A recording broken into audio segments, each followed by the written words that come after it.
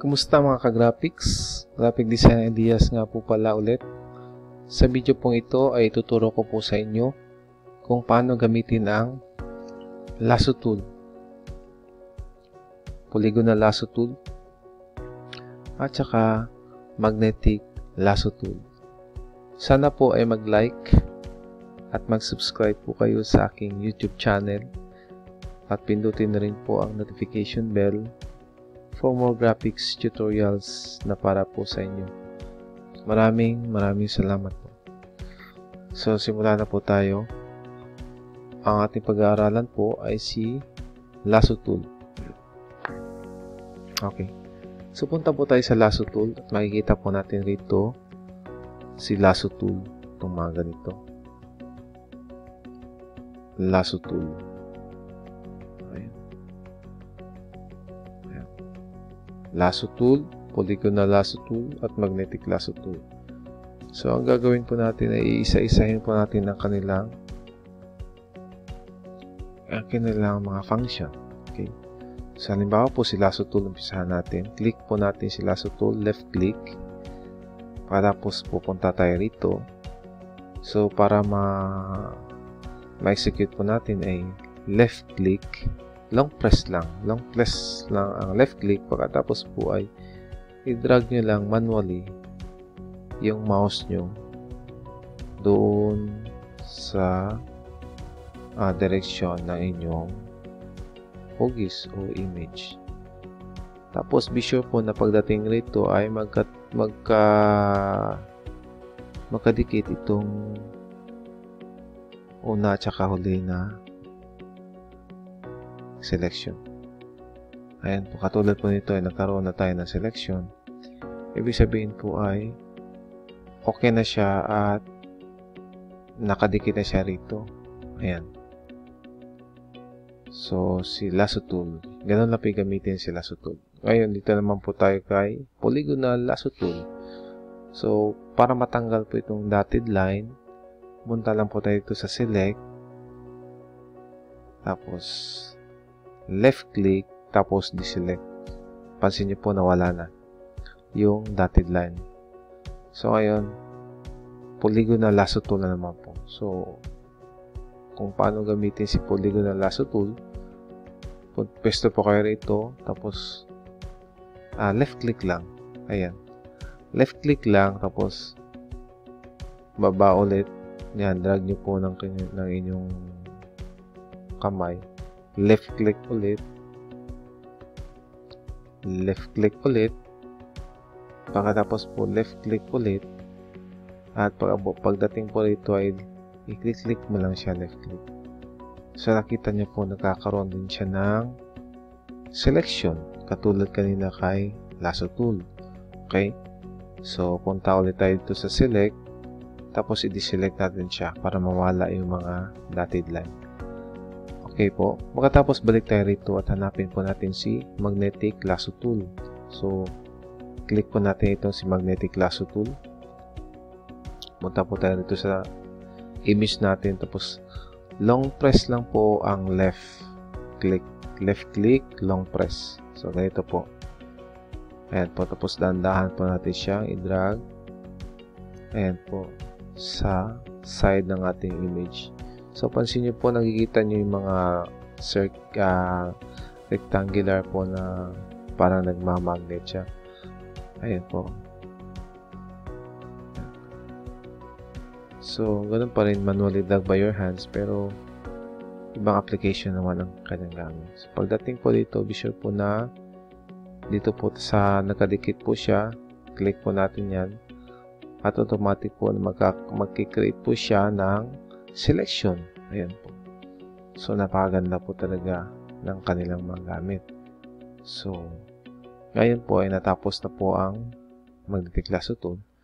So, ngayon, ang gagawin naman po natin ay i-apply po natin kung paano sila i-apply sa isang pag-graphics design. So, halimbawa po ay punta tayo sa select, i-deselect po natin para mawala pa yung mga dotted line. Tapos balik tayo rito sa lasso tool at saka piliin natin ulit si lasso tool. Kaya ang gagawin natin ay kung ano ang mga application na pwedeng gawin ni Lasso Tool. Okay, so halimbawa dito po tayo, long press po natin yan, left click long press, tapos gawa ulit tayo ng design katulad kanina, I mean ng selection. Manually drag po natin yan. Ayan po. Ayan, kapag dating po dyan sa by detail, so nakakreate na po tayo ng selection. So halimbawa po ay palitan natin ng kanyang kulay. So, i-click lang natin dito sa itong may box na may kulay. Ayan. Tapos, pipili tayo ng kulay. Halimbawa, ito po ang napili natin. I-okay lang po natin yan. Pagkatapos, pupunta tayo sa keyboard. Press po natin yung Alt, tapos, tsaka yung Delete. Alt, tsaka Delete po.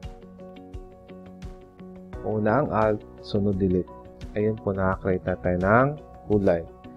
So, Control Z tayo, Control Z, Control and Z as in zebra para mawala po yung kulay niya, para makabalik tayo sa dati. Kaya ang gagawin din naman po natin ay itatransfer po natin to dito sa tabi lang kasi tabi lang. So, ang gagawin natin po para matransfer siya, punta tayo sa Move Tool. Ayan po, left click po yung Move Tool. Pagkatapos po ay punta tayo sa ating image. Tapos, susubukan natin siyang long press po yung left click, subukan natin siya i-move. So, nakita niyo po na move siya, di ba? Napakaganda.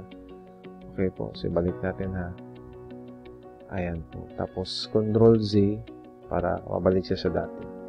Okay po. So, next naman po gagawin natin is mag-create tayo ng layer. So, punta tayo dito sa Lasso Tool, dyan. So, pansin niyo po ay pag nandito tayo sa loob, ay nakikita natin parang mayroong rectangle na maliit sa ating cursor. So, right click po natin yan.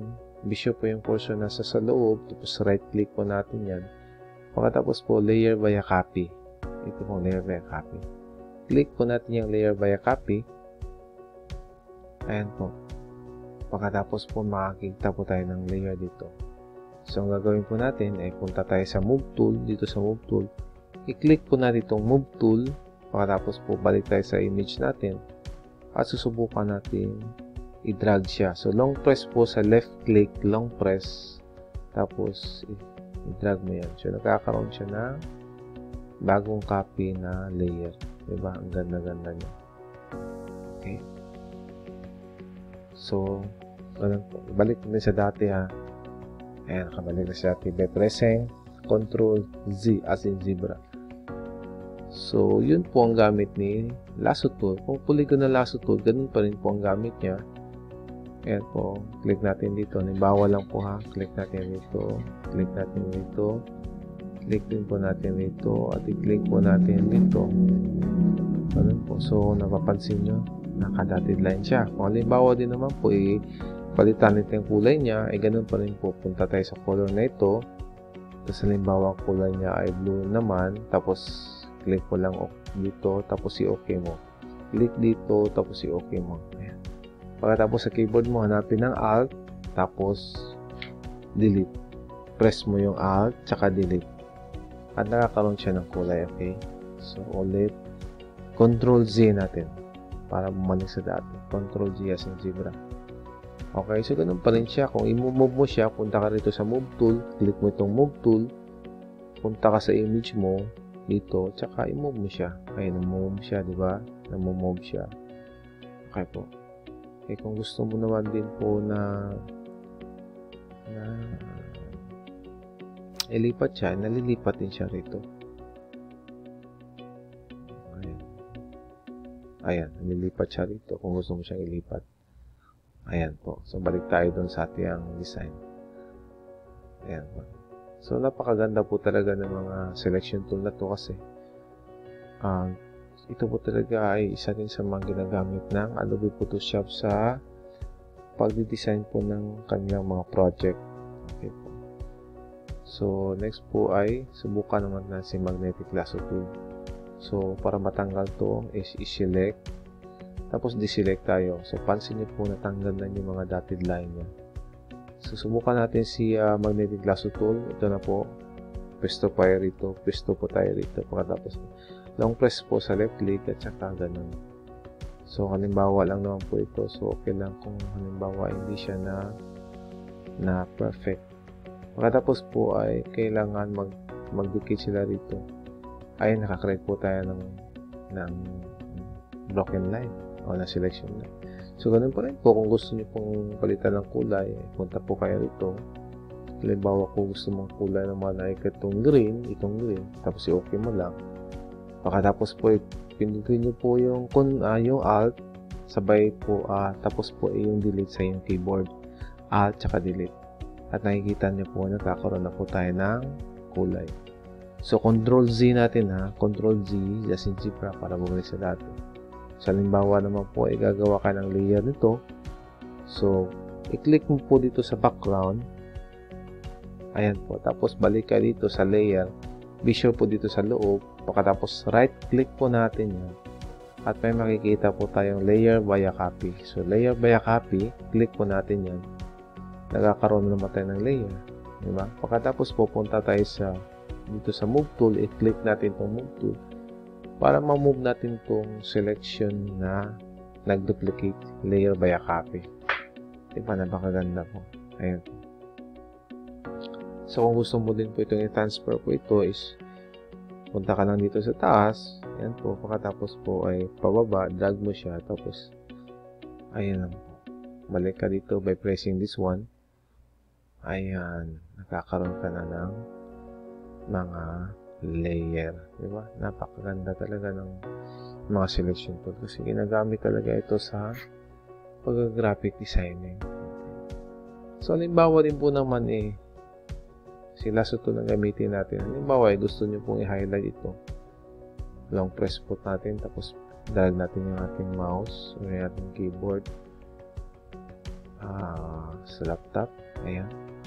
So, halimbawa po, gusto nyo pong palitan yung kulay niya. Applicable po ito sa lasso tool, polygonal, at saka magnetic lasso tool. So, kay lasso tool lang tayo ng sample. Halimbawa po, gusto nyo palitan ang kulay niya. Punta rin po kayo dito. Dito, click nyo po ito. Left click. Pagkatapos po, hanapin nyo si curves. Then, left click kay curves. Pagkatapos, makikita nyo po, parang mayroon talagang pwedeng i-curves ito. So, kung left click natin, tsaka long press left click, long press, tapos i-drag natin yung mouse natin. Kasi nyo po makikita yung mga kulay na gusto natin. Diba, itong kulay. Ganun lang lalabas. Diba, napakaganda talaga siya. Okay, so Control Z natin. Ayan po. So, yun po ang gamit ni lasso tool. Sana po na-explain ko po ng mabuti sa inyo. At sana po ay ma-apply nyo po itong tutorial nito mismo po sa inyong mga project. Lalo-lalo na kung kayo po ay pinapagawa po ng client ng mga projects. So hanggang dito na lang mga ka-graphics. At sana po ay may natutunan po kayo sa tutorial natin. Mag-practice lang po tayo ng pakunti-kunti. Konti-kunti lang po at magiging expert din tayo sa kalaunan. So, hindi naman kailangan mga graphics na mabilis siya na pa-practice. Pagsasanay natin. Kakunti-kunti lang. So, pasalamat po pala tayo sa Diyos na nandoon sa itaas sa skills na mayroon tayo ngayon. Halimbawa, kung graphic designer ka, maraming salamat sa Diyos dahil naging graphic designer ka. So hanggang sa susunod na tutorial po, maraming salamat po sa inyo at ingat po tayo palagi.